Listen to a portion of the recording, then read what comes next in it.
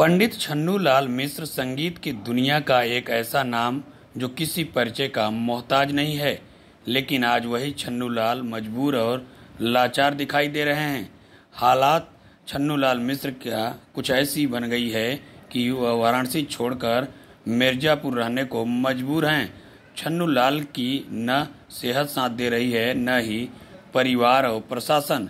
जिस छन्नूलाल की आवाज़ सुनकर लोग रुक जाते थे और सुनने को बेताब दिखाई देते थे, आज उनकी परेशानी को कोई सुनने वाला नहीं है। 2 साल से अपने बेटी के साथ मिर्जापुर में रह रहे हैं। बिस्तर पर पड़े व्हीलचेयर से चल रहे छन्नूलाल मिश्र का आरोप है कि उनका परिवार वाराणसी में नहीं रहने दे रहा है।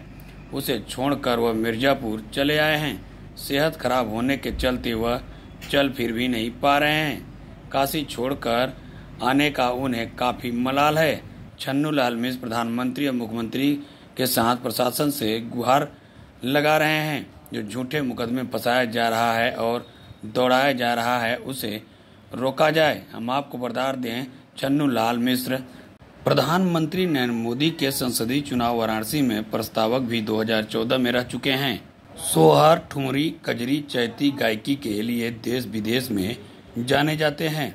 मेरी माताजी और दीदी का जब निधन हुआ 2021 में कोविड की वजह से, तो मैं 19 साल मथुरा में जॉब कर रही थी, वहाँ के एक पीजी कॉलेज में। फिर मेरा यहाँ पे एकल स्थानांतरण हो गया, मुझे कराना पड़ा।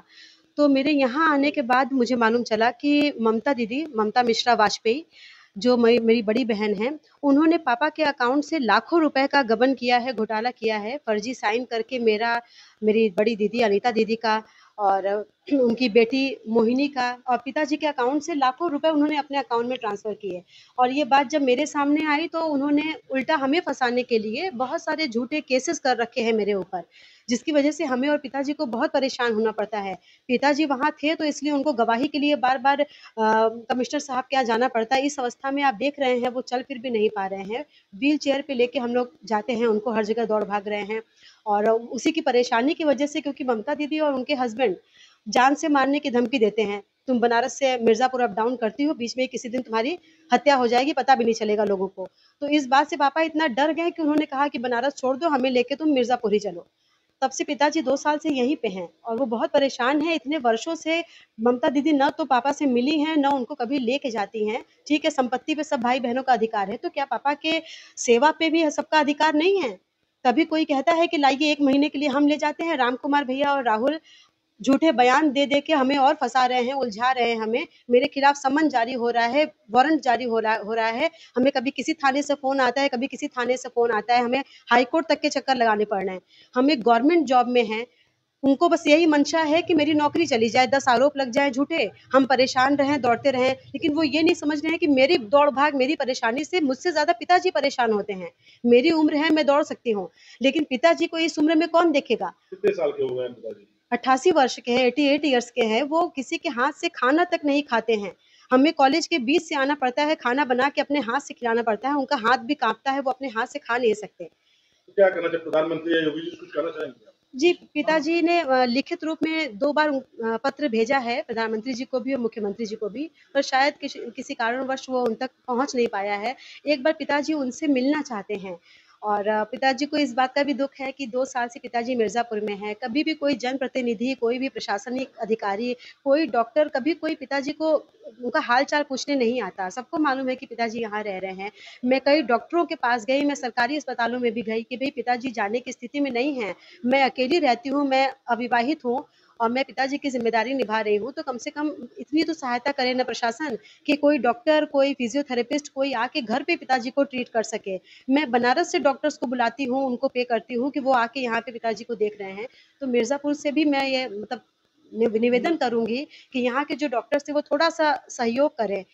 थोड़ा-सा शांति हो जाए, ये कोर्ट कचहरी, पुलिस थाना बंद हो तो मैं खुद पिताजी को लेके बनारस चली जाऊँगी। लेकिन मेरे लिए बहुत मुश्किल है 4 घंटे का सफ़र करना, 4 घंटे की ड्यूटी और उसके बाद पिताजी को वहाँ किसके भरोसे छोड़ें, क्या करें, कुछ नहीं है। जी, क्या अपील करेंगी आप? मैं बस प्रधानमंत्री जी से और योगी जी से मेरा यही निवेदन है। मैं प्रार्थना करती हूँ कि इस बात का संज्ञान लें, जो भी झूठे केसेस ममता दी कर रही हैं या जो भैया और उनके बेटे झूठी गवाही दे के परेशान कर रहे हैं मुझे और पिताजी को, वो केसेस किसी तरह से उसका निस्तारण कराएं। पिताजी से मिलें, आके उनकी समस्या सुने और उनकी मदद करिए। देखिए मैं अकेले नहीं संभाल पा रही हूँ सब कुछ। अभी हम मिर्जापुर में हैं और हमारा तबीयत खराब है, इसलिए इस गाड़ी से चल रहे हैं।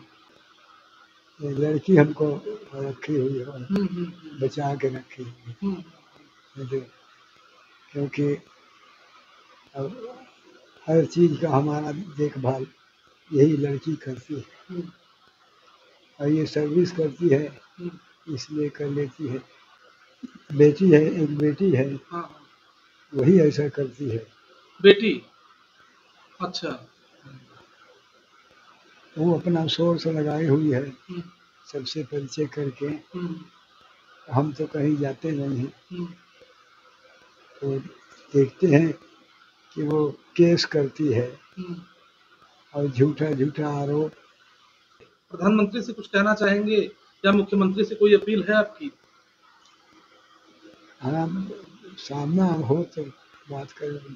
समस्या कि उनको मना कर दिया जाए कि इसको न परेशान करें और हमको न परेशान करें। हमारा 88 साल का उम्र है, तो 88 साल की उम्र में हरदम एक एक बात ऐसा कहेगी कि जो गुस्सा आएगा, तो टेंशन रहता है। तो जहाँ टेंशन रहता है वहाँ हम नहीं रहते हैं। हाँ, चाहते हैं कि बनारस में रहें। लोग सब छोड़ करके बनारस आते हैं, हम बनारस छोड़ करके यहाँ रह रहे हैं।